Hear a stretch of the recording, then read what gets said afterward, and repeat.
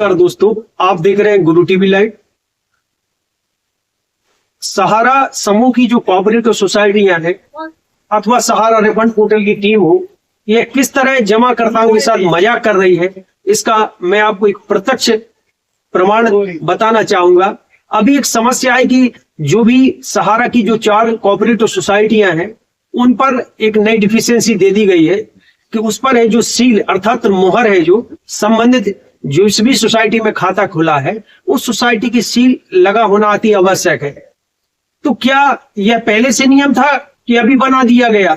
एक और सहकारिता मंत्री कहते हैं कि हम सहारा समूह का जो कोऑपरेटिव सोसाइटियां हैं उनका पूरा पैसा दिलाएंगे, और दूसरी ओर इस तरह निवेशकों के साथ भद्दा मजाक किया जा रहा है। जी हाँ दोस्तों, आप ये जमा करता है, आप अपना परिचय देंगे, आपका नाम? विनोद कुमार खरे। तो आपने सहारा रिफंड पोर्टल पर दावा किया था, तो आपको कितना अमाउंट प्राप्त होगा? 10,000। इनको 10,000 रुपये जो प्राप्त हो गया है। लेकिन आपको एक बात और बताना चाहता हूँ, इनके 2 डॉक्यूमेंट्स देखे, इसमें सहारा इंडिया की सील लगी है। जी हाँ दोस्तों, इसमें सहारा इंडिया की सील लगी है, लेकिन इनको 10,000 रुपये सहारा रिफंड पोर्टल की टीम द्वारा वापस किए गए। और इन्हीं के बाद जिन जमाकर्ताओं के कहना चाहिए इस पर अप्लाई किया, तो उनको डिफिशियंसी दी जा रही है कि संबंधित सोसाइटी की मोहर आपके दस्तावेज पर नहीं लगी हुई है।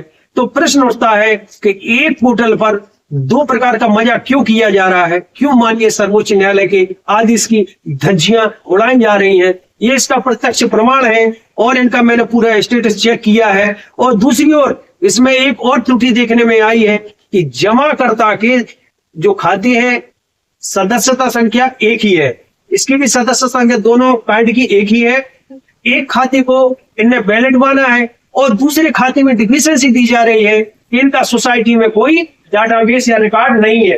क्योंकि क्या मजाक है कि एक सदस्यता पर आप कह रहे हैं हमारे पास पूरा डाटा है, और दूसरे पर कह रहे हैं हमारे सब उसी आईडी, खाली अकाउंट नंबर चेंज है, क्योंकि सदस्यता संख्या एक ही है, तो उसी पर कह रहे हैं इसका कोई रिकॉर्ड नहीं है, इसकी सदस्यता संख्या नहीं है। तो ये क्या है? यह सब मजाक नहीं है तो क्या है? तो माननीय सहकारिता मंत्री जी से निवेदन करूंगा कि इस पर विशेष रूप से ध्यान दें। कथनी और कथनी में बहुत अंतर है, यह भी यथार्थ सत्य है। जनता अत्यधिक परेशान है, यह भी इनको अत्यधिक परेशान है अपने भुगतान प्राप्ति हेतु, बार बार चक्कर काटते हैं कब आएगा कब आएगा। और दूसरी ओर है जो इनको 10,000 रुपये बहुत पहले जब सहारा रिफंड पोर्टल बनने के 1-1.5-2 माह बाद आ गए थे, तो उसके उपरांत है जो अभी तक बाकी का अमाउंट तो सभी को पता है कि अभी रिलीज किसी का नहीं हुआ, लेकिन इनकी जो दूसरा खाता है उसको इनवैलिड बता दिया, सदस्य संख्या एक ही है। यह एक महत्वपूर्ण खुलासा है सीआरसीएस और सहारा रिफंड पोर्टल की टीम का। और देख लीजिए भारत देश के न्यायदाता किस तरह आपकी आदेश की धज्जियां सहारा रिफंड पोर्टल की टीम और सहारा समूह की कोऑपरेटिव सोसाइटियां उड़ा रही हैं। इस पर विशेष ध्यान देने की आवश्यकता है। हालांकि मैं इस पर शांत नहीं बैठूंगा, इस पर लीगल कार्रवाई अवश्य करूंगा।